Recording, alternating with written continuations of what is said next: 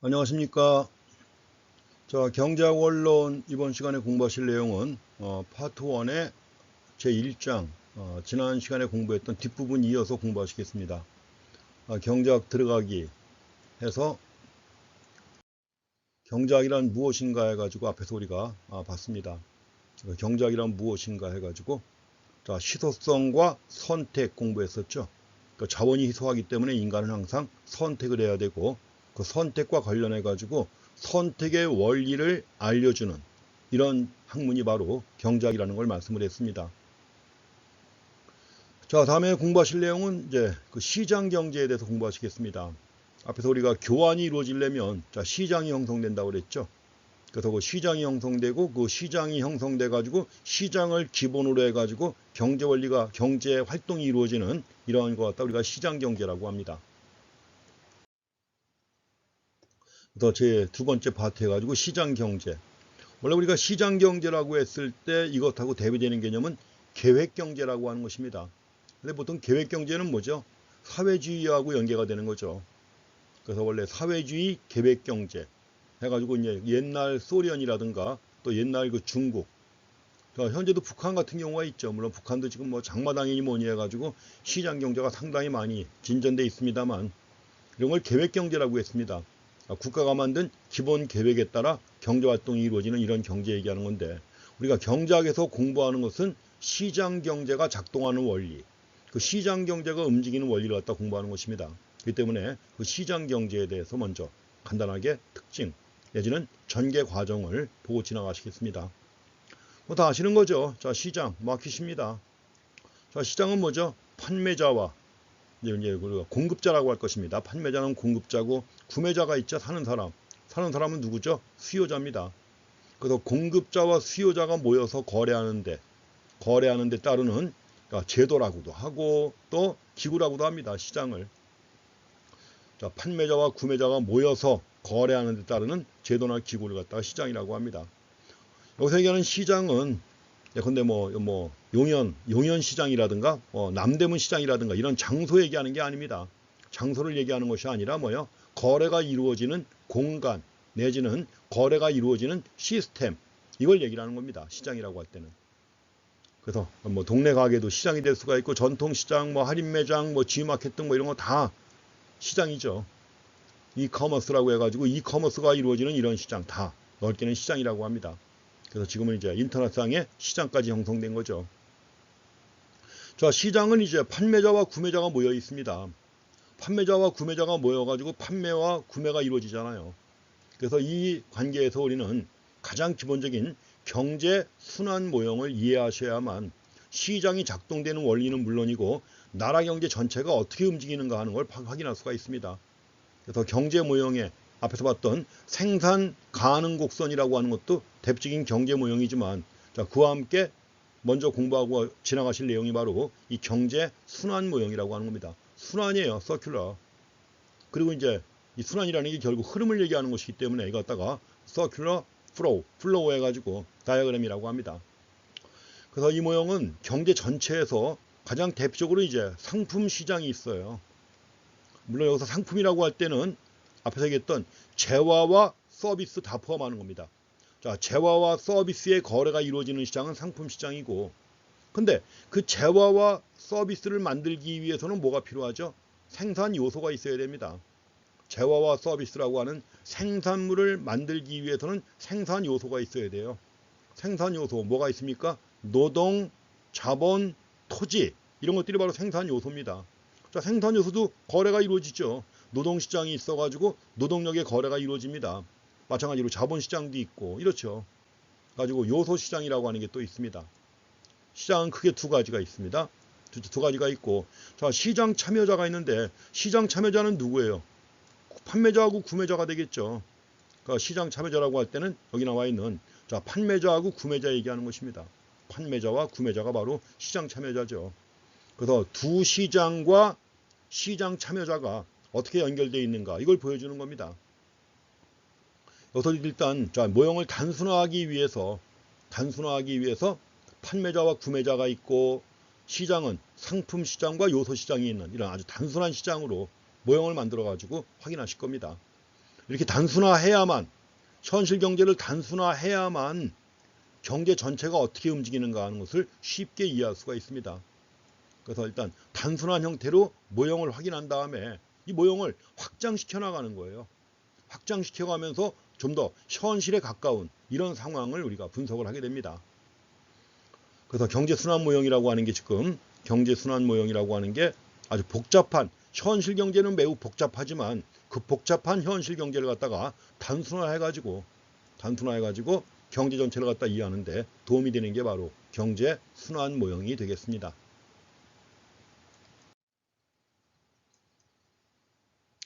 자, 지금 우리가 시장이 두 개가 있다고 그랬죠. 상품 시장하고 그 다음에 요소 시장이 있습니다. 참여자는 누구죠? 구매자가 있다고 그랬고 판매자가 있다고 그랬죠. 근데 상품의 경우 구매자, 판매자하고 요소의 경우 구매자, 판매자가 달라요. 자, 상품은 구매자가 누구죠? 수요자가. 가게가 수요자입니다. 소비 단위예요. 가게라고 해서 우리가 하우스홀드라고 합니다. 하우스홀드를 갖다가 가게라고 하는데 가게가 최소한의 소비 단위입니다. 가장을 중심으로 해서 이루어지는 자녀들 해가지고 이게 최소한의 소비 단위예요. 수요자입니다. 상품 시장에서 수요자는 가게고, 반면에 상품 시장에서 공급자는 누구예요? 기업이죠. 기업이 제품을 만들어서 공급하는 겁니다. 근데 생산 요소 시장에서는 어떠냐? 생산 요소. 예컨대 우리가 노동 시장을 생각해 보세요. 노동 시장. 자, 노동력은 누가 가지고 있는 겁니까? 가게가 가지고 있는 거예요. 가게가 노동력을 갖다 공급하는 겁니다. 그럼 노동력이 필요한 건 누구예요? 기업이죠. 생산물을 만들려니까 기업이 요소 시장의 수요자가 되는 것입니다. 이거 구분하셔야 됩니다. 자, 상품 시장에서는 가게가 수요자고 기업이 공급자입니다만 요소 시장에서는 가게는 공급자고 기업이 수요자가 되는 거예요. 이렇게 해갖고 이제 결국 두 주체가 있습니다. 가게와 기업이 있어가지고 가게와 기업 간에 먼저 재화와 서비스 안쪽에 있는 빨간색 선이 있는데 안쪽에 있는 빨간색 선이 바로 상품이에요. 상품이라고 했죠? 상품. 자, 상품은 기업이 공급자입니다. 기업이 상품을 만들었어요. 기업이 상품을 만든 다음에 그 상품은 재화와 서비스라고 그랬죠. 그래서 재화와 서비스를 만들어 가지고 판매하는 거 기업이 하는 겁니다. 자, 상품 시장을 통해서 판매하는 거죠. 누가 구매합니까? 가게가 구매하는 것이죠. 근데 가게의 경우에는 또 이제 뭐예요? 생산 요소 거래가 이루어져야 되는 거죠. 지금 여기 안쪽에 있는 빨간색 선은 생산물하고 생산 요소입니다. 근데 생산물과 생산 요소의 흐름이 있다면 반대 방향으로 뭐가 있죠? 돈이 흘러가죠. 돈. 가게가 상품을 구입했잖아요. 그럼 돈을 내야죠. 그래서 재화와 서비스를 갖다 구입한 다음에 그에 대한 대가로 돈을 쓰잖아요. 이게 지출입니다. 이 돈은 어디로 가는 거죠? 기업으로 가가지고 기업에 뭐가 돼요? 판매 수입이 되는 것입니다. 자, 기업이 생산한 생산물을 갖다가 판매하고서 그에 대한 대가를 받는 돈, 이걸 우리는 판매 수입이라고 합니다. 영어로 revenue라고 그래요. revenue 해갖고 판매 수입이 되는 겁니다. 그래서 이 왼쪽에는 상품 시장을 중심으로 해가지고 기업이 재화와 서비스를 생산해가지고 가게에다가 팔았습니다. 가게가 구입했습니다. 그에 대한 대가로 가게가 쓰는 돈, 지출이죠. 이게 기업으로 가서 뭐가 됩니까? 기업의 수입이 되는 것입니다. 반대로 생산 요소 시장입니다. 이제 자, 생산 요소 시장에서는 공급자가 누구예요? 가게입니다. 가게가 생산 요소를 제공합니다. 노동이나 자본, 토지 같은 생산 요소를 제공해요.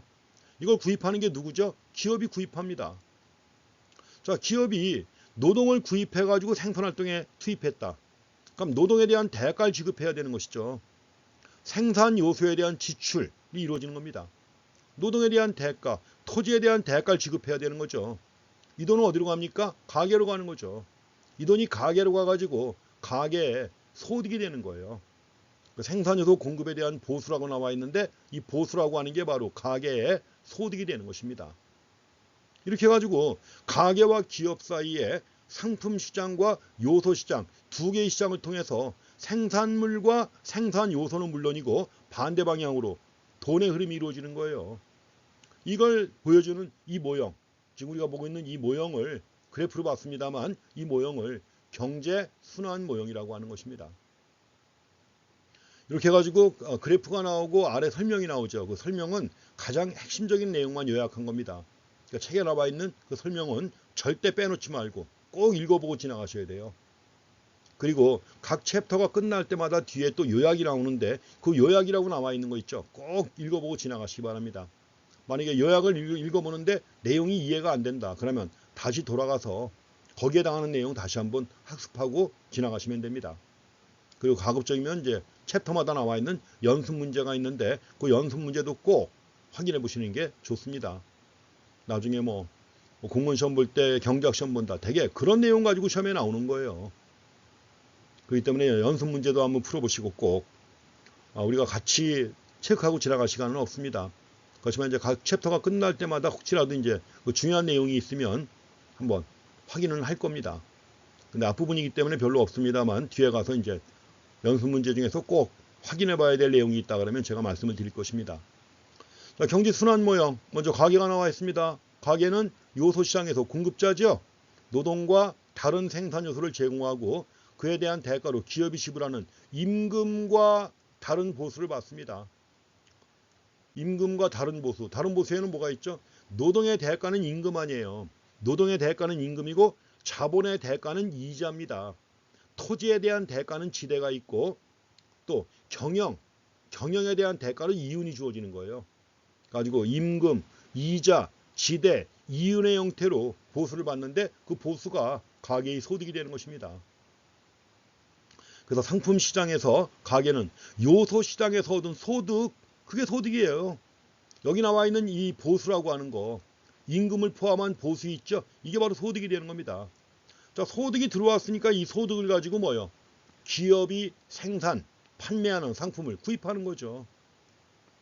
그래서 기업은 이 상품을 갖다가 생산하기 위해서 가계가 공급한 생산 요소를 갖다가 사용하는 것이고, 이럴 때 바로 이 시장 시스템이라고 하는 게 시스템이에요. 시장은 아까 우리가 시장은 뭐 장소이기도 하고 제도, 기구이기도 하다고 했는데 사실은 뭐예요? 하나의 시스템으로 이해하시면 돼요.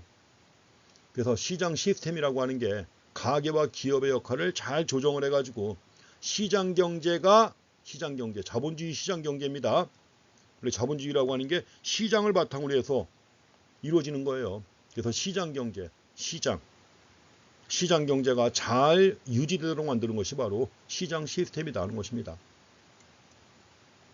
시장 시스템, 가계와 기업의 역할을 조정해서, 왜냐면 구매자하고 판매자니까 상충관계가 있는 거 아니에요. 그렇죠? 이해관계가. 근데 이제 가계와 기업, 구매자와 판매자의 역할을 잘 조정해가지고 시장 경제가 질서 있고 조화롭게 잘 유지되도록 만드는 것이 바로 시장 시스템이라고 하는 것입니다.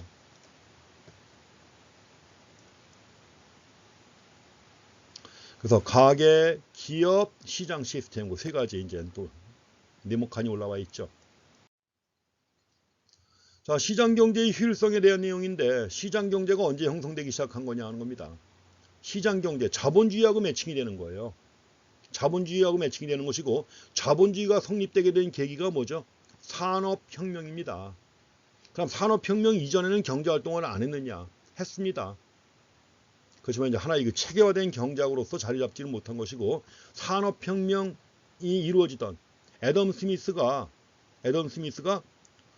1776년에 국부론이라는 책을 썼어요. 1776년에 국부론. 근데 애덤 스미스가 국부론을 쓰기 이전에도 경제 사상이 있었습니다. 그 대표적인 경제 사상이 두 가지가 있었어요. 하나는 중상주의하고 또 한 가지 농주의. 중상주의와 중농주의라고 하는 대표적인 경제 사상이 있었습니다. 그래서 이걸 먼저 보고 지나가시는 겁니다. 자, 17, 18세기의 경제 사상인데, 자, 17, 18세기에 등장한 경제 사상을 우리는 중상주의라고 그래요. 자, 중상주의. 이 단어에 어떤 의미가 있습니까? 뭘 중시한다는 얘기예요? 상업활동을 중시한다 이런 얘기입니다. 상업활동을 중시한다. 영어로는 머컨틸리즘이라고 합니다. 상업활동을 왜 중시하느냐? 상업활동이라는 게 뭐예요? 개인 간의 거래, 국가 간에도 거래가 이루어지는 거죠. 그러니까 국가 간의 거래를 왜 적극 장려했는데 왜 그러냐? 이 중상주의 시대 사고방식은 그랬습니다. 이 당시의 사고방식은 나라가 잘 살기 위해서는 금이나 은과 같은 귀금속을 많이 가지고 있어야만 나라가 잘 사는 것이다. 이런 사고방식이었어요. 나라가 잘 살기 위해서는 금이나 은과 같은 귀금속을 많이 가지고 있어야 된다. 자, 그러기 위해서는 어떻게 해야 되느냐? 자, 수출을 해야 돼요. 자, 국가가 주도해서 만들어진 생산업체의 제품을 가급적이면 외국에다가 최대한 팔아먹어야 돼요. 그리고 그에 대한 대가로 뭘 들여오는 거예요? 그에 대한 대가로 귀금속을 들여오는 겁니다. 귀금속을. 그래야 나라가 잘 사는 것이다 이겁니다.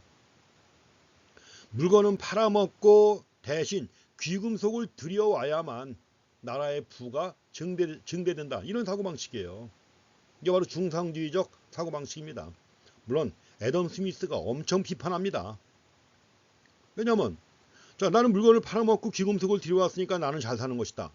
그럼 나한테 물건 사간 나라는 귀금속을 내줬잖아요. 그럼 그 나라는 가난해지는 거죠. 귀금속이 밖으로 나갔으니까. 그러니까 결국 뭐예요? 내가 잘 살기 위해서 내 이웃 국가를 갖다가 내 이웃에 있는 나라를 갖다가 가난하게 만드는, 내가 잘 살기 위해서 내 이웃을 가난하게 만드는 이런 정책이라 이거죠. 애덤 스미스가 그렇게 비판을 갖다 합니다. 영어로 베가 거지예요. 베가 is neighbors. 그 이웃 나라를 갖다 거지로 만드는 정책이다. 이런 식으로 중상주의를 갖다 비판한 겁니다. 그런데 어쨌든 간에 중상주의의 사고방식은 그랬습니다. 귀금속을 많이 끌어모아서 축적을 해야만 나라가 잘 사는 것이다. 부를 증대시키는 것이다.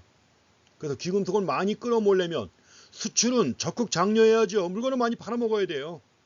수출은 많이 해야 돼요. 반면에 수입하면 돼요? 안 돼요? 안 되죠.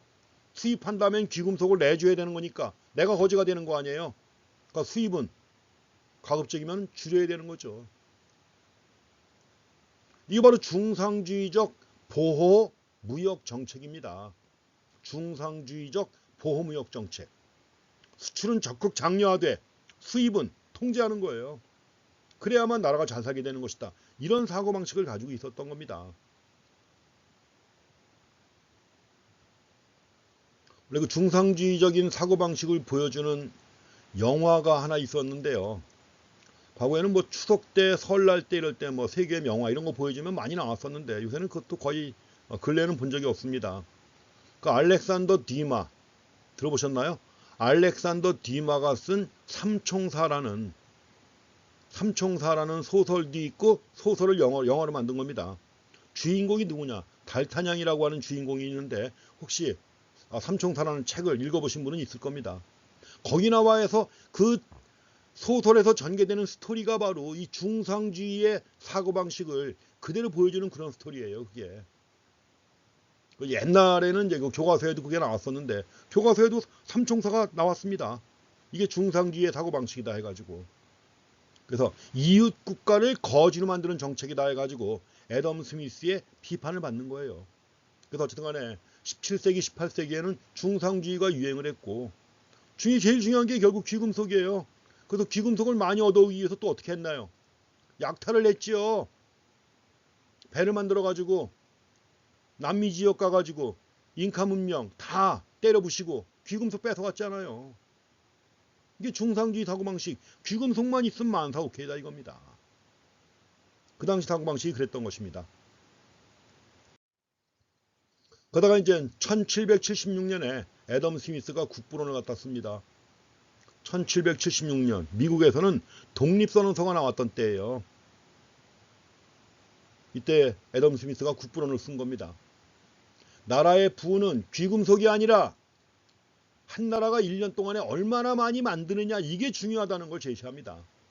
그래서 국부, 웰스 오브 네이션스예요. 웰스 오브 네이션스, 웰스.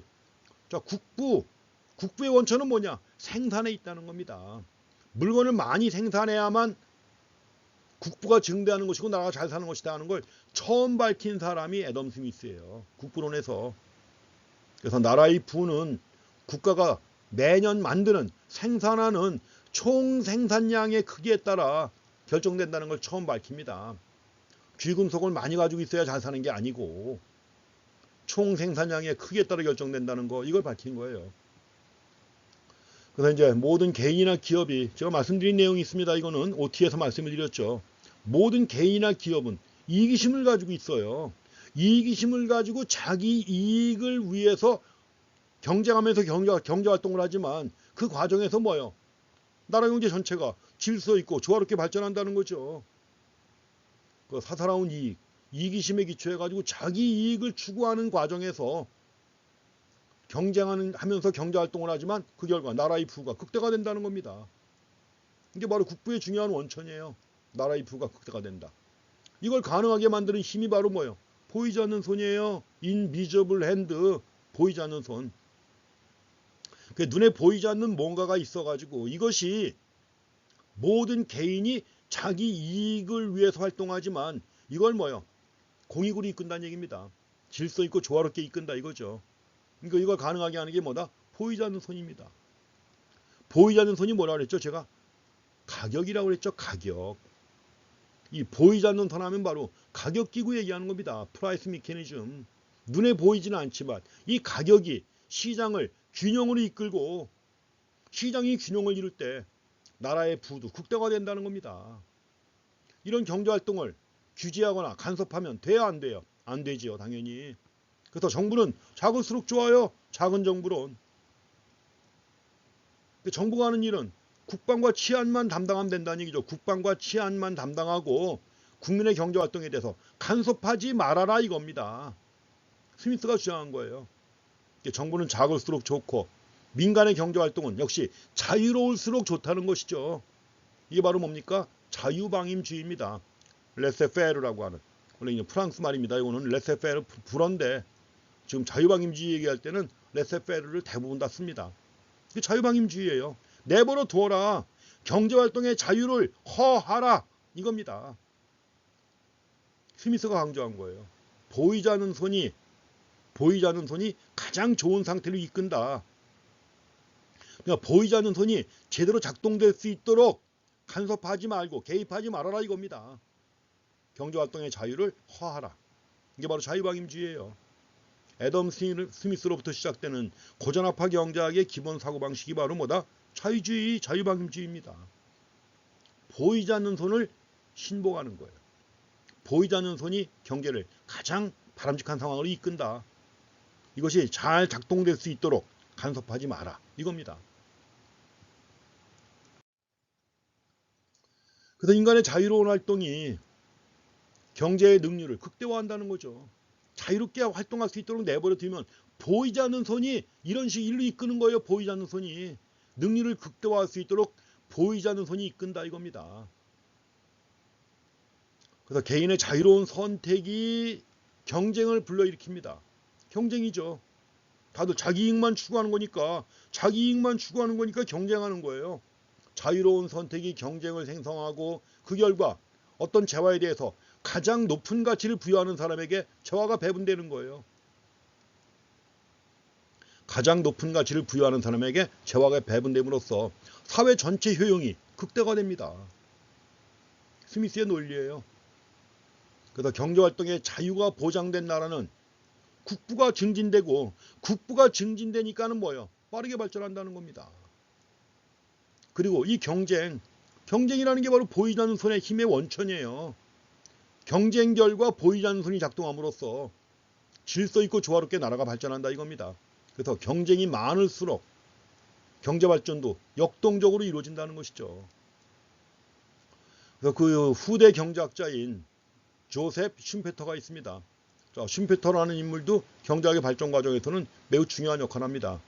1930년대 40년대 하버드 대학의 경제학 교수였던 사람이 슌페터입니다. 슌페터라는 학자는 늘 강조하는 게 혁신이에요. 잔학계나 혁신.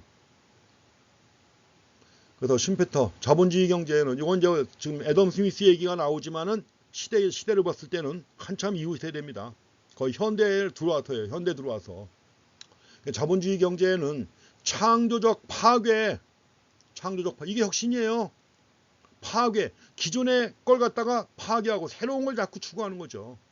이걸 창조적 파괴라고 합니다. 크리에이티브 디스트럭션이에요.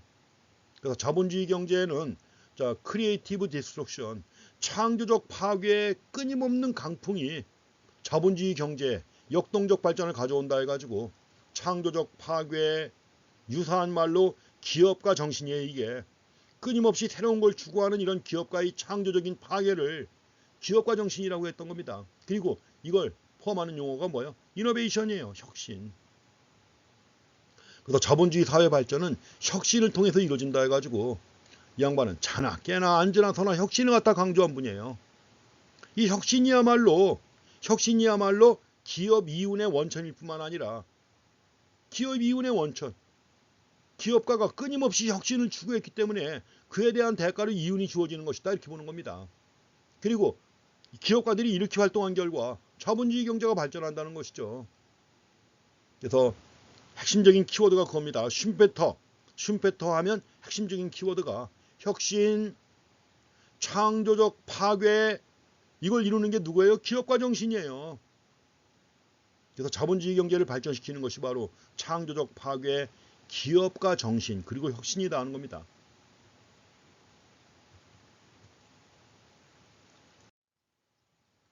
자, 지금 기업가 정신 언급되고 있습니다. 지금도 제일 중요시되는 거 아니에요? 기업가 정신, 엔터프리너십이라고 하는 기업가 정신. 그래서 기업가의 혁신 내지는 기업가의 창조적 파괴를 얘기를 하는 거예요. 그래서 기업가 정신이라고 할 때는 기업의 본질은 당연히 이윤 추구죠. 근데 이윤 추구와 함께 사회적 책임을 다해야 돼요. 그래서 이윤 추구와 함께 사회적 책임을 수행하기 위해서 기업가가 마땅히 갖춰야 할 자세라든가 정신을 갖다가 슌베터가 기업가 정신이라고 했던 겁니다. 근데 기업가 정신이 제대로 발휘되기 위해서는 중요한 게 뭐냐? 재산권이 보호가 돼야 돼요. 재산권은 보호가 돼야 합니다. 이 재산권도 자본주의의 기초가 되는 게 재산권이에요. 원래 우리가 자본주의하고 사회주의, 자본주의는 뭐죠? 사유재산이 보장이 되죠. 근데 사회주의의 경우에는 사유재산이 보장이 돼요? 이런 거 없어요.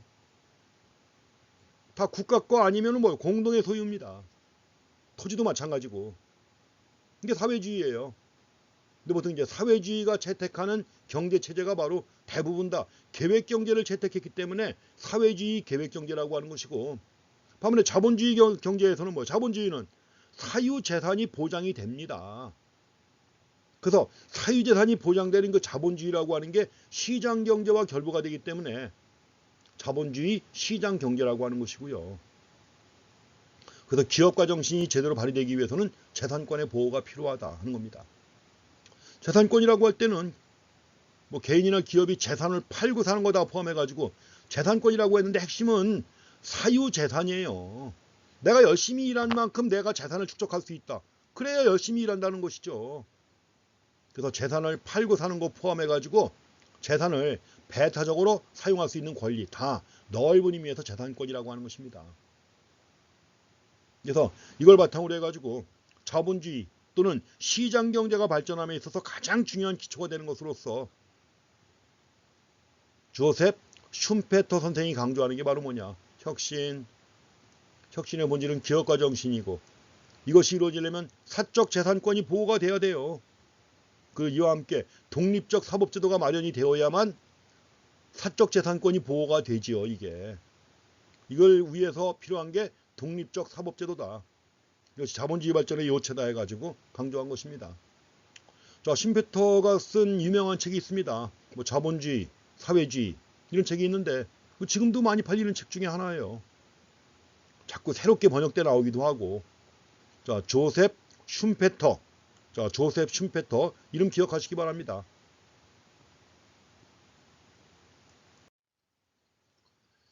자, 애덤 스미스에 대해서 좀 전에 언급이 됐기 때문에 제시가 됐습니다. 1723년에서 1790년. 아까 얘기했지만 국부론을 쓴 것은 1776년입니다. 자, 경제학의 아버지라고 하죠. 시죠. 경제학의 아버지라고 합니다.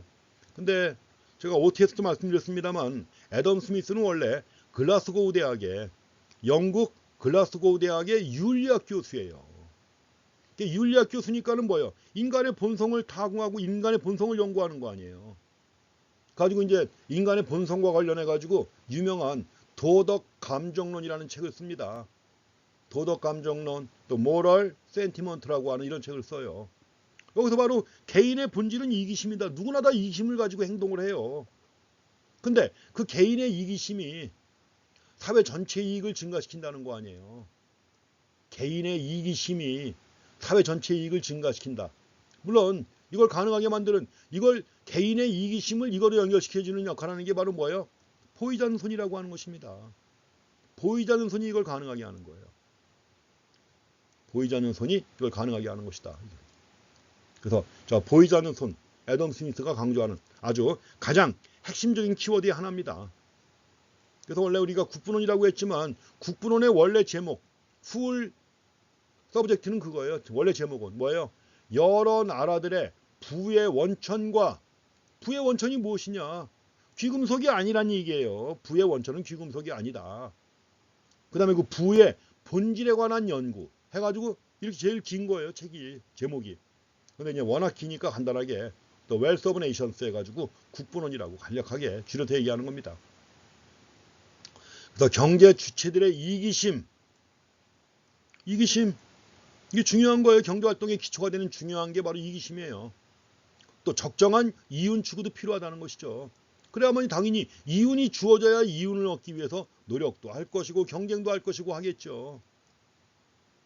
그래서 그 이윤이 있어야만, 기업 활동을 해가지고 이윤이 나와야만 이걸 바탕으로 해가지고 자본 축적도 해야 할 것이고 또 노동의 고용 규모도 결정한단 말이에요. 이게 이윤이 있어야 이걸 통해서 자본 축적과 노동의 고용 규모를 결정한다는 겁니다. 그래서 앞에서도 우리가 분업 얘기했는데 이 분업의 중요성을 처음 강조한 학자가 또 애덤 스미스입니다. 분업이 중요하다는 거. 분업이 중요하다는 거.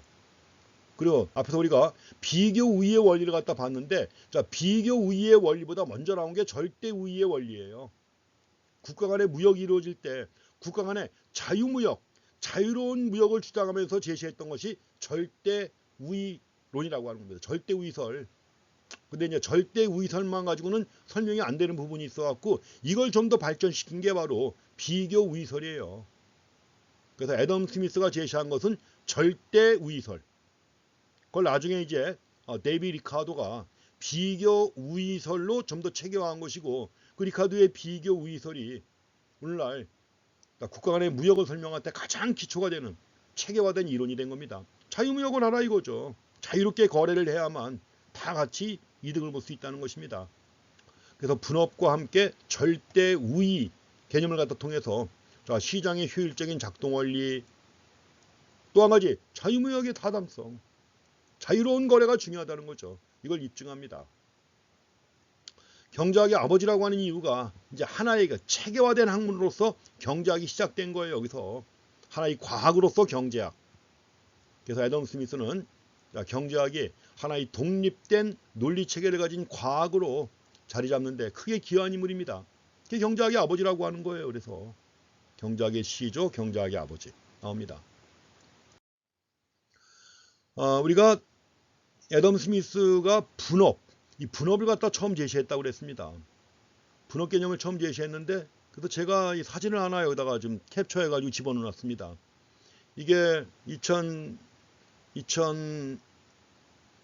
년인가 제가 영국 갈 때, 영국 가면서 환전을 했습니다. 환전했는데 지금까지 못 보던 파운드화가 나온 거예요. 그러니까 알아보니까 파운드화가 그 전년도부터 이제 새로운 파운드화가 인쇄돼가지고 나오기 시작했다는 겁니다. 돈이. 근데 20파운드짜리인데 뒷면을 보니까 이게 있는 거예요. 20파운드. 뒷면에 보니까 이게 들어가 있는 거예요. 이게 누굽니까? 애덤 스미스예요. 애덤 스미스 1723년부터 1790년 나와 있어요. 그럼 이 오른쪽엔 뭐가 나와 있느냐? 오른쪽에 여기 지금 그림이 자세히 나오진 않았는데 이게 핀 만드는 공장이에요. 핀 공장. 핀 공장에서 일하는 사람들이 분업을 하는 겁니다.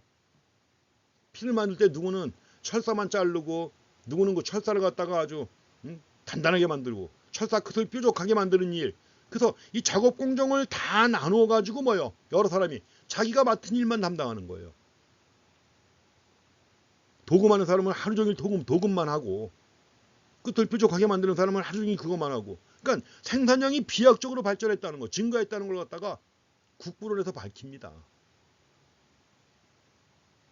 이게 바로 분업이에요. 그 분업하는 그림이 나온 겁니다. 이 20파운드짜리 돈 뒤에. 참 신기했어요. 처음 봤을 때. 여기서 이게 설명이 뭐라고 나왔느냐. The division of labor라고 나와요. 분업이에요. The division of labor. 그 옆에 설명 쭉 나와 있는 게 in pin manufacturing. 핀 만드는 공장이에요. 국부론에서 제시했던 in pin manufacturing 해가지고 설명이 나와 있습니다. 분업이라는 말과 함께 이 분업이라는 말이 영국 지폐 20파운드짜리 뒤쪽에 나와 있는 것이고 애덤 스미스와 함께 그만큼 애덤 스미스 하면 떠오르는 단어가 또 뭐예요? 분업이에요.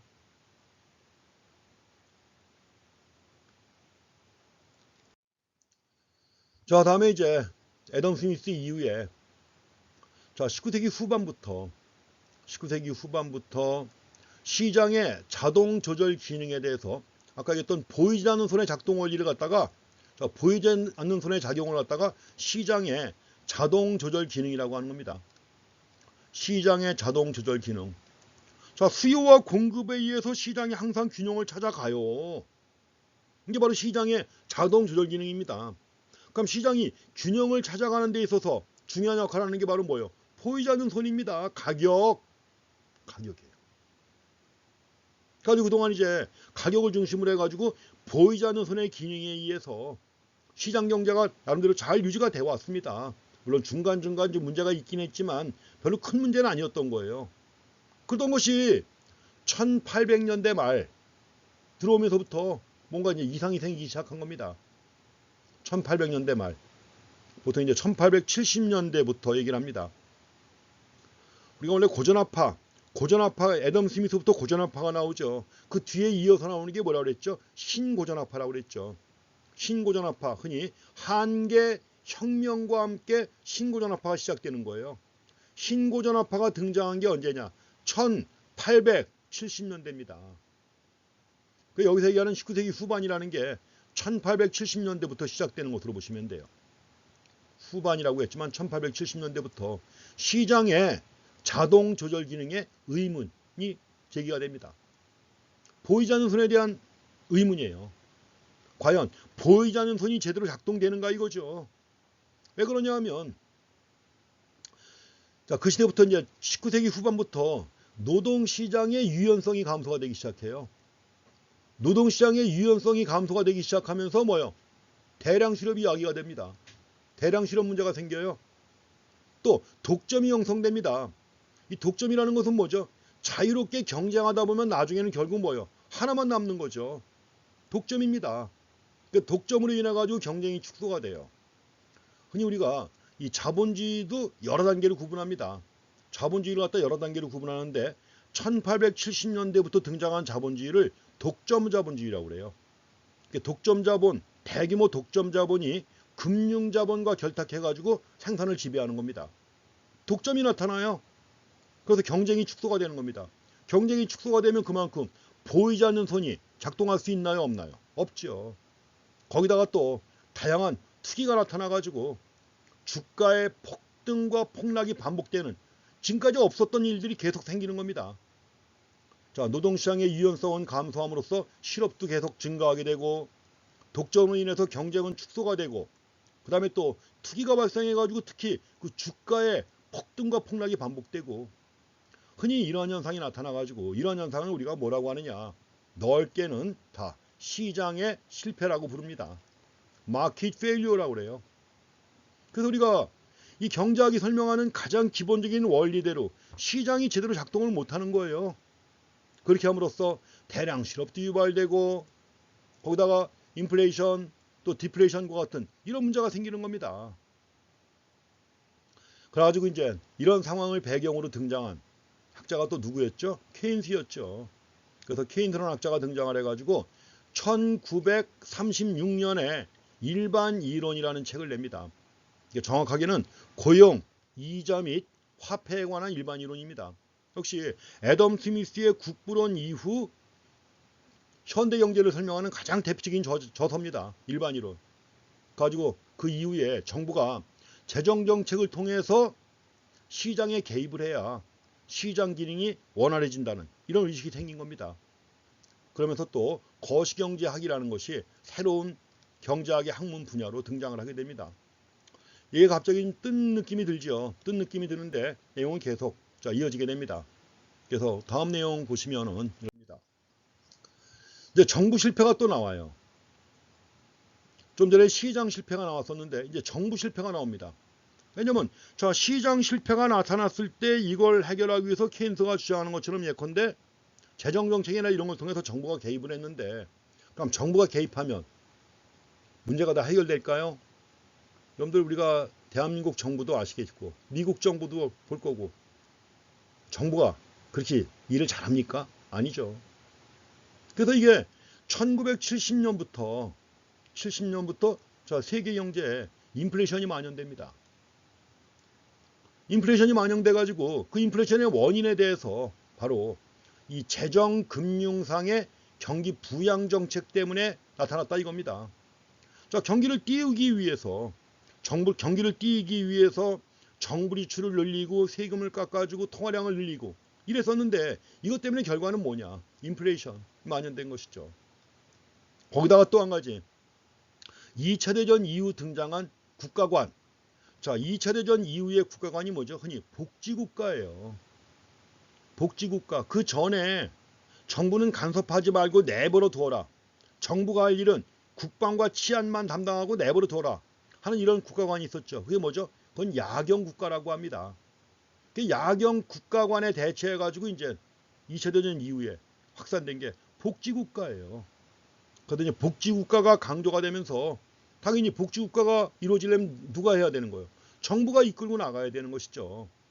그래서 복지국가라고 하는 그 새로운 국가관이 나오면서 정부 역할도 크게 커진 겁니다. 증가한 거죠.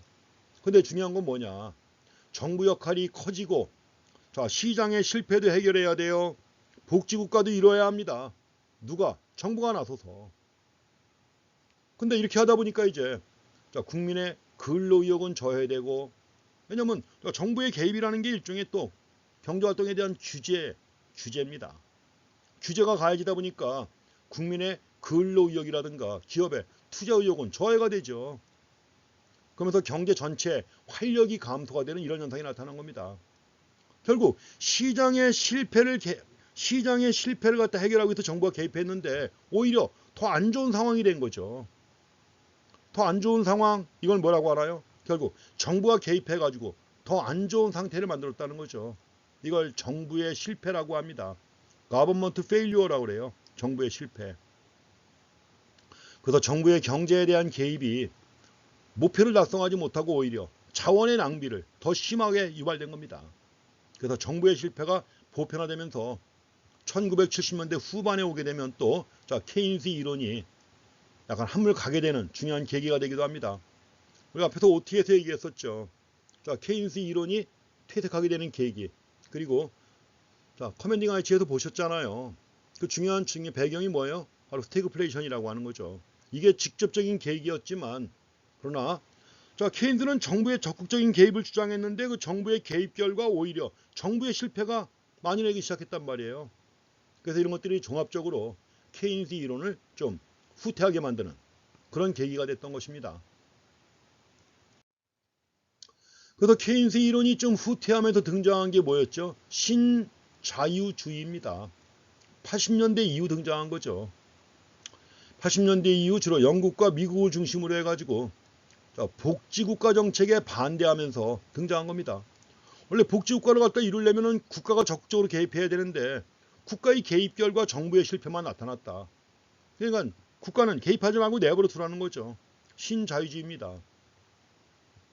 일종의 시장 원리주의예요.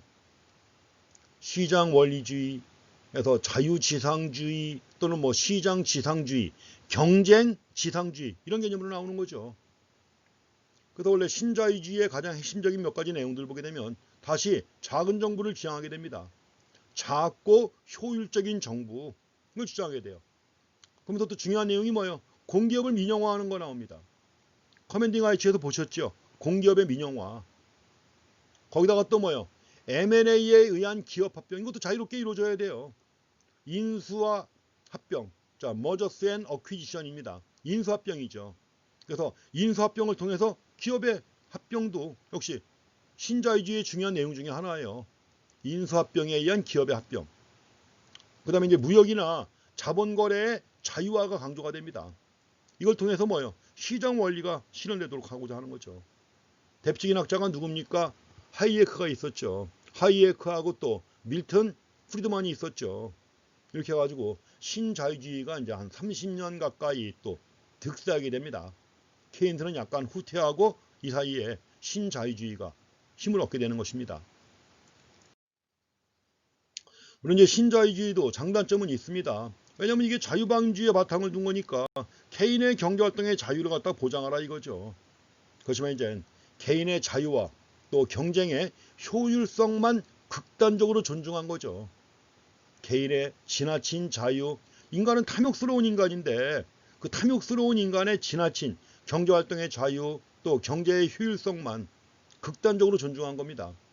그렇기 때문에 자, 효율성이 높은 경제활동만 유지가 되게 돼요. 그래서 경제에 항상 자, 활기와 역동성이 있다는 것도 장점의 하나입니다. 그렇지만 뭐냐? 지금 말씀드린 문제점이 있죠.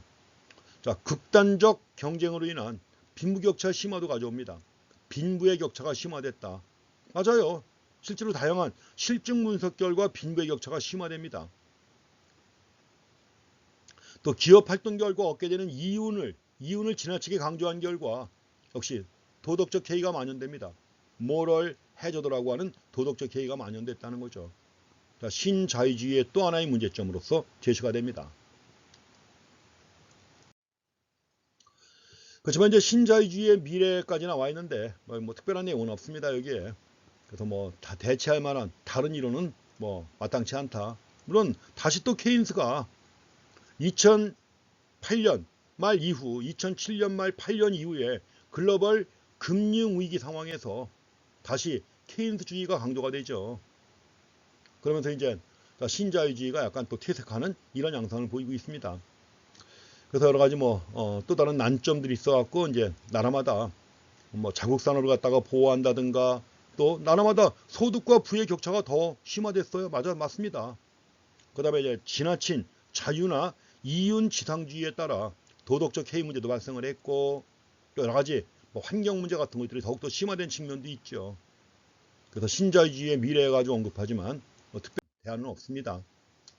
그래서 그나마 이제 현실과 경제학 해가지고 나와 있는 거 보시게 되면 이게 2008년 글로벌 금융 위기 때 월가를 점령하자 이겁니다. 월가를 점령하라. 하버드대를 나오고도 취업을 못해요. 가지고 미국에서 대규모로 시위가 벌어집니다. 그래서 월가를 점령하자는 그 시위가 나오고 하면서 또 자본주의의 대안으로 제시가 된 것 중에 하나가 자본주의 4.0이에요. 자본주의 4.0. 그래서 시장과 정부가 서로 협력해서 자유와 복지의 조화를 이루어야 된다. 나가서 행복한 성장을 추구하는 따뜻한 자본주의. 기업도 복지를 추구해가지고 사회적 공헌을 해야 한다고 하는 이런 주장입니다. 물론 기업의 사회적 책임이라든가 사회적 공헌에 대해서는 반대 주장도 많이 있습니다. 기업이야 당연히 이윤을 추구하는 건데 왜 사회복지까지 따져야 되느냐 이거죠. 기업이. 이런 주장도 많이 만만치 않습니다. 가지고 등장한 것이 자본주의 4.0이라고 하는 것이 대체 개념으로 등장하기도 합니다.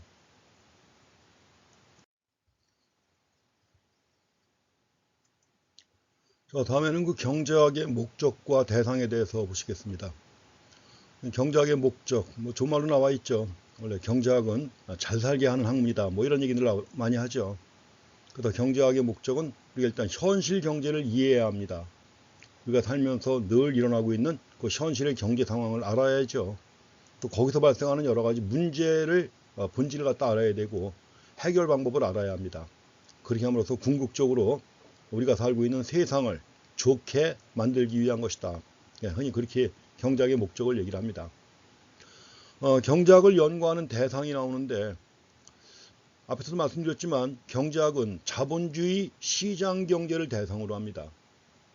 사회주의 계획경제 이런 것들은 아닙니다. 자본주의 시장경제를 대상으로 해가지고 경제 주체들이 펼치는 경제 주체라고 했는데 지금까지 세 가지가 나왔습니다. 가계와 기업과 정부가 있었죠. 거기다 또 외국도 이제 포함이 됩니다. 그래서 여러 경제 주체가 펼치는 경제 활동. 자, 경제 활동에는 뭐가 있습니까? 경제 활동에는 생산 활동과 분배 활동과 소비 활동이 있습니다. 자, 이와 관련된 여러 가지 사항들을 경제학에서 공부하게 됩니다.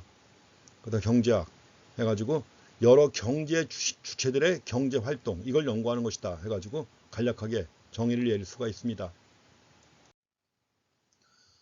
그래서 경제학 해가지고 자본주의 경제에서 자본주의 시장 경제입니다. 경제 주체들이 펼치는 여러 가지 경제 활동 나가서 이와 관련된 여러 가지 사항을 고찰하는 학문이다 해가지고 앞에 슬라이드에서 말씀을 드렸죠. 그래서 우리가 경제학의 연구와 관련해 가지고 특히 자본주의 시장 경제를 대상으로 합니다. 말씀드린 것처럼 경제학은 시장 경제를 대상으로 하는 거예요. 자유롭게 거래가 이루어지는 자유시장에서 자유롭게 거래가 이루어지는 이런 활동을 연구하는 것이 바로 경제학이다.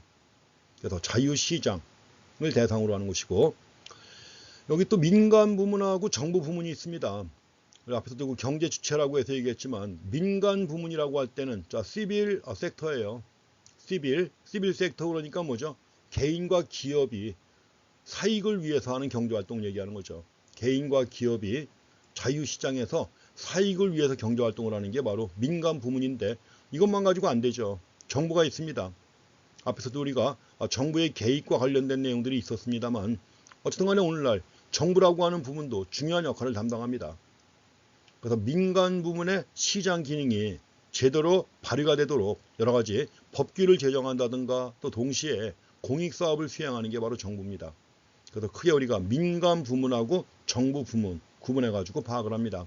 민간 부문은 가계와 기업으로 구성되는 것이고 또 별도로 가계와 기업의 경제활동에 대해서 규제를 가하기도 하고 또 바람직한 방향으로 이끌기 위해서 정책을 수립, 시행하기도 하는 것이 바로 정부입니다.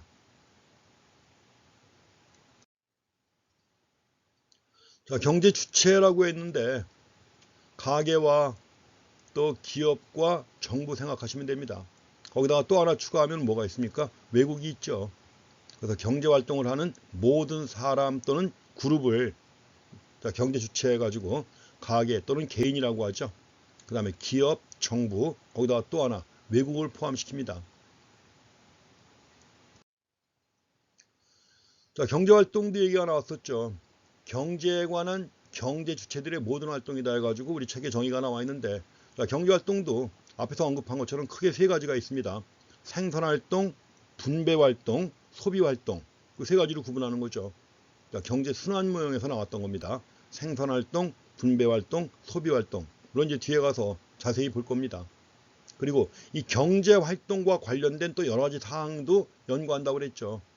경제활동과 관련된 여러 가지 사항 해가지고 여러 가지 관련된 법률이라든가 규정 같은 것들 또 경제활동에 관한 국민의 관습이라든가 전통 이런 것들 이런 것들도 다 경제활동에 영향을 미치기 때문에 이런 것들도 다 함께 고려해가지고 분석을 해야 합니다. 자, 다음엔 그 경제학의 연구 방법에 대해서 간략하게 보시겠습니다. 경제학, 사회과학입니다. 과학이에요. 우리가 과학이라는 건 뭐죠? 과학적으로 연구하는 거죠. 우리가 살면서 발생하는 여러 가지 경제 현상이 있는데 그 경제 현상을 과학적으로 분석을 하는 겁니다. 그리고 과학적인 분석이라는 게 뭔가 법칙을 발견하고자 하는 거예요.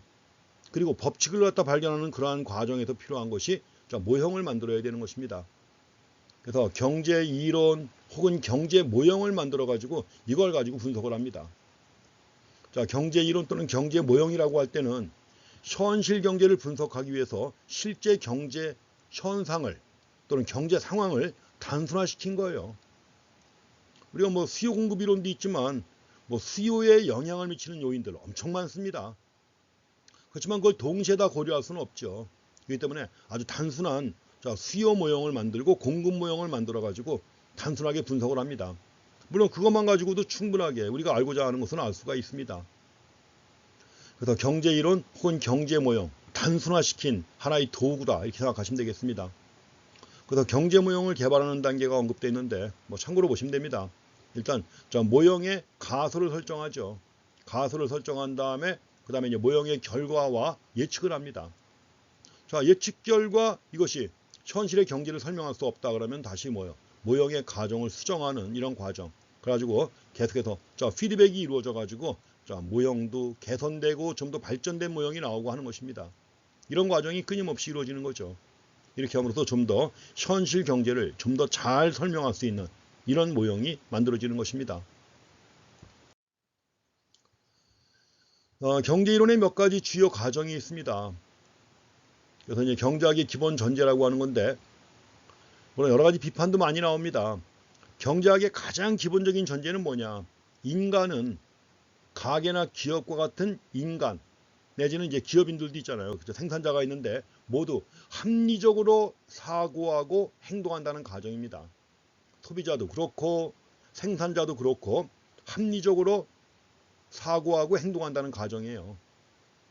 합리적인 게 뭐냐? 우리 앞에서 합리적이라고 할 때는 뭐라 그랬죠? 비용을 최소화한다. 합리적, 경제적, 효율적 같은 개념이라고 그랬죠. 그래서 인간은 완전한 합리성을 가진 가정을 합니다. 완전한 합리성을 가진 존재다. 가지고 이용 가능한 모든 정보를 사용해 가지고 자신들의 편익을 극대화한다는 가정입니다. 이용 가능한 모든 정보를 기초로 해 가지고 자신의 편익을 극대화한다. 그런데 소비자의 경우에는 행복과 만족을 극대화하고 또 기업은 이윤을 극대화한다는 가정이에요. 기본 전제입니다.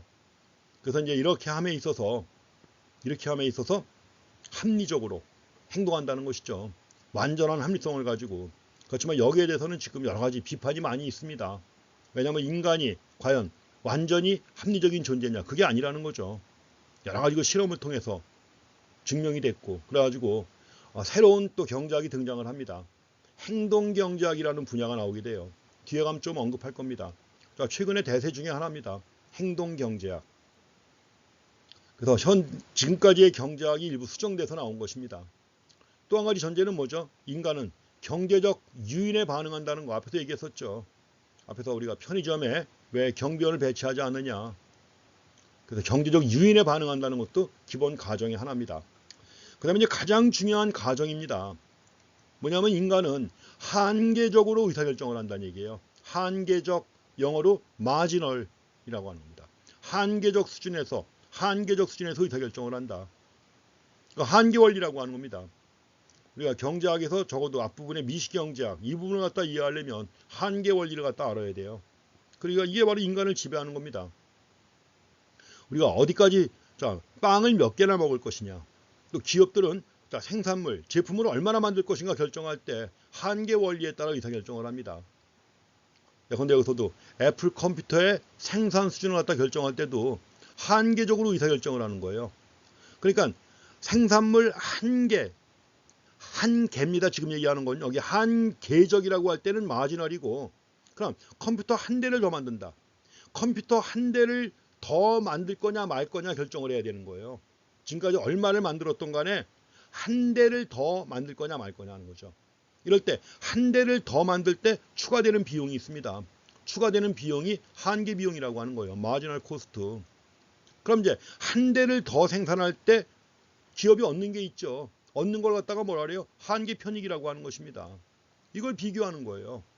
그래서 컴퓨터 한 대를 더 만들었을 때 한계 비용과 한계 편익을 고려해 가지고 생산할 것인지 말 것인지 결정한다는 겁니다. 마찬가지로 빵을 먹을 때도 그래요. 지금까지 빵을 몇 개를 먹었든 간에 중요한 게 아니고 빵 한 개를 더 만들어. 한 개를 더 먹을 때 나가는 돈 한계 비용이죠. 한 개를 더 먹을 때 얻는 만족의 증가분이 있죠. 한계 편익입니다. 이걸 비교해 가지고 의사결정을 한다는 겁니다. 이게 한계 원리라고 하는 것이고 여러 분야에 다 적용되는 겁니다. 개인의 의사결정에 다 적용되는 것이기 때문에 여러분들은 한계 원리에 대해서 명확하게 이해하셔야 됩니다. 뒤에 가면 자세히 볼 겁니다. 한계 원리에 따라 의사결정을 한다는 거 잘 확인하시기 바랍니다. 마지널 원리예요. 마지널 프린시플. 그다음에 이제 경제 이론의 검증 관련해 가지고 나와 있는데 이것들은 이제 과학적으로 연구하는 과정입니다. 우리가 먼저 연구할 때 앞에서도 얘기했지만 제일 먼저 하는 게 뭐죠? 가설을 설정하죠. 가설은 잠정적 결론입니다. 잠정적 결론. 그러니까 맞을 수 있고 틀릴 수도 있는 거죠. 그래서 여러 가지 경제 변수에 대한 일종의 추측이에요. 맞을 수도 있고 틀릴 수도 있습니다. 이게 맞는가 틀리는가 하는 것은 뭐예요? 실제 자료를 수집해가지고 검증을 해봐야 되는 거예요. 검증을 해서 맞아야만 이것이 법칙이 되고 이론이 되는 것입니다. 틀릴 수도 있죠. 실제 검증을 했더니 틀렸다. 그러면 가설을 수정한다든가 새로운 가설을 만드는 것입니다. 그래서 우리가 가설의 채택이라고 나왔는데 충분한 결과가 나오기까지는 임시적이라는 겁니다. 그래서 우리는 가설이 채택된다 이런 말 안 해요. 뭐라 그래요? 기각되지 않는다고 합니다. 가설은 기각되지 않는다. 채택된다 이런 말 안 합니다. 그래서 이런 것들은 나중에 이제 통계학 공부하시다 보면 또 가설 검증에 대해서 구체적으로 공부하시는데 요 용어도 주의하시기 바랍니다. 채택된다 이런 말이 아니라 기각되지 않는다 이런 말 씁니다. 자, 경제학을 연구 대상에 따라 크게 둘로 구분합니다. 자, 미시경제학과 거시경제학으로 구분해요. 자, 미시라는 말은 영어로 마이크로입니다. 어떤 의미가 있죠? 작게 본다는 이거죠. 작게 본다. 이게 뭐예요? 나라 경제를 갖다 구성하는 수많은 소비자와 기업들 개별 경제 주체라고 하는데, 자, 수많은 소비자와 개별 기업들이 각각 어떤 원리에 따라 행동하는지, 어떤 원리에 따라 의사결정을 하는지 이걸 분석하는 겁니다. 작게 보는 거예요. 전체를 갖다 구성하는 부분들, 그 부분들이 각각 어떤 원리에 따라 경제활동을 하는지 이걸 연구하는 분야가 바로 미시경제학입니다. 근데 뭐 가격이 변화할 때 소비자들이 어떤 반응을 보이느냐 이런 것들. 자, 기업은 생산을 어떻게 정할 것이고 생산량을 어떻게 정할 것이고 가격은 어떻게 정할 것인가 이런 것들. 그런데 뭐 독점 기업에 대한 뭐 규제라든가 이런 것들. 이런 것들이 바로 미시경제학의 연구 대상입니다. 그래서 미시, 작게 본다는 건데 미시경제학에서 가장 핵심적인 키워드는 바로 시장이고 시장을 연구하는 거예요. 왜냐하면 시장에는 수많은 소비자와 수많은 생산자가 모이죠. 그 시장에서 가격이 결정되는 원리를 갖다 연구합니다. 그리고 시장에서 가격이 정해지면 가격은 바로 뭐예요? 보이지 않는 선환이에요. 이 가격이 시소한 자원의 효율적 배분을 갖다가 이루는 겁니다. 그래서 미시경제학에서 가장 중요한 역할을 하는 게 바로 보이지 않는 손, 가격이에요. 가격의 결정과 작동 원리를 갖다가 분석하기 때문에 과거에는 미시경제학이라는 용어가 나오기 전에 가격 이론이라고 했습니다. 가격론. 제가 경제학을 처음 공부할 때도 한 4학년 때 가서 미시경제학이라는 교과서가 처음 나왔습니다. 그 전까지는 가격론 해가지고 나왔었고요. 지금은 다 미시, 거시 구분하는데 그때만 해도 가격 이론. 그럼 이제 거시경제학은 뭐냐? 거시라는 말은 크게 본다는 얘기죠. 거시, 크게 본다. 그래서 나라 경제 전체를 대상으로 하는 겁니다. 국가 경제 전체. 국가 경제 전체의 생산과 소득, 또 소비, 고용, 가격이 아니라 이제 물가 수준 이런 것들. 또 이런 것들을 갖다가 바람직한 방향으로 이끌기 위한 정부의 여러 가지 안정화 정책이라든가 또 경제 성장 정책 이런 것들. 그래서 경제 전체를 대상으로 분석하는 거예요. 전체를 대상으로 분석할 때 이걸 거시라고 합니다. 거시는 영어로 매크로라고 해가지고 크게 본다는 얘기죠. 그래서 거시경제학에서 가장 핵심적인 키워드는 바로 국민소득의 결정이에요. 국민소득이 어떻게 결정되는가? 왜냐하면 이 국민소득이 결정되면서 동시에 물가 수준과 고용 수준 이런 것들이 함께 결정이 됩니다. 그래서 과거엔 또 거시경제학을 국민소득론이라고 했습니다. 여러 가지 뭐 불황이라든가 실업 뭐 이런 것들, 또 호황과 인플레이션 같은 것들이 있죠. 이런 것들 분석합니다. 또 장기적인 관점에서 경제 성장 이런 것들 분석하는 겁니다. 그리고 안정화 정책이라든가 이런 것들. 그래서 거시경제학의 연구 대상과 미시경제학의 연구 대상도 명확하게 구분하셔야 합니다. 근데 우리가 미시경제학과 거시경제학을 구분하고 연구하는 데 있어서 주의할 게 있습니다. 그 주의할 내용이 뭐냐면 논리학의 용어죠. 구성의 오류라고 합니다. 논리학에서 쓰는 용어죠. fallacy. fallacy of completion이라고 하는 구성의 오류를 범하지 않도록 주의해야 한다는 것입니다. 원래 구성의 오류라고 하는 게 뭐냐면 부분에는 타당해요. 부분에는 타당한데 부분에 타당하다고 해서 이걸 전체에 적용하려고 할 때 오류가 발생할 수 있다는 거죠. 부분에는 타당하지만 전체에 적용할 때 오류가 발생할 수 있다. 이럴 때 이걸 구성의 오류라고 합니다. 그래서 미시경제학에서는 타당한 원리예요. 미시경제학에서는 타당한 원리인데 이걸 갖다가 거시경제 현상에다가 적용하려고 할 때는 오류가 생길 수 있다는 거죠. 생길 수 있다는 것입니다. 그래서 이제 과거에는 미시경제학과 거시경제학 차이 얘기할 때 항상 구성의 오류에 빠지지 않도록 주의하라 하는 것이 아주 중요한 내용 중에 하나였는데 요새 나오는 교과서에서는 구성의 오류가 거의 언급이 안 됩니다. 왜냐하면 지금은 사고방식이 바뀐 거예요. 거시경제 현상도 결국은 뭐예요? 수많은 주체들이 경제활동을 한 결과 거시경제 현상이 나타난 것이다. 그러니까 거시경제학의 미시경제학적 기초를 갖다 굉장히 중요시하고 있습니다. 그러면서 이제 거시경제학과 미시경제학이 밀접한 관련이 있는 것이기 때문에 구성의 오류에 대한 얘기가 거의 안 나오고 있습니다. 과거에는 완전히 분리된 걸로 봤단 말이에요. 분리된 걸로 봤기 때문에 구성의 오류에 빠지지 않도록 주의하라고 해서 책마다 다 나왔던 건데 지금은 아닙니다. 거시경제학의 미시경제학적 기초가 아주 중요시되고 있습니다. 마이크로 파운데이션 오브 매크로 이코노믹스 해가지고 강조가 되고 있습니다. 그래서 미시경제학과 거시경제학 구분하시고요. 다음에 경제학을 또 실증적 분석과 규범적 분석 구분합니다. 가지고 실증적 분석을 하는 경제학의 부분을 실증경제학이라고 그래요. 그 다음에 이제 규범경제학이 또 있는데 규범경제학은 당위성을 판단하는 것입니다. 그러니까 실증적 분석은 뭐냐면 있는 그대로 경제 현상을 있는 그대로 분석하는 거예요. 인과관계라든가 이런 것들 있는 그대로 가치 판단이 개입이 안 되는 것입니다. 가치 판단을 개입하지 않고 있는 그대로 분석하는 게 바로 실증경제학이다. 그러니까 우리가 알고 있는 경제 이론들 다 실증경제학이에요. 그래서 실증적 분석, 있는 그대로 경제 현상을 있는 그대로 분석하는 것이다. 주관이 개입되지 않고 가치 판단이 개입되지 않습니다.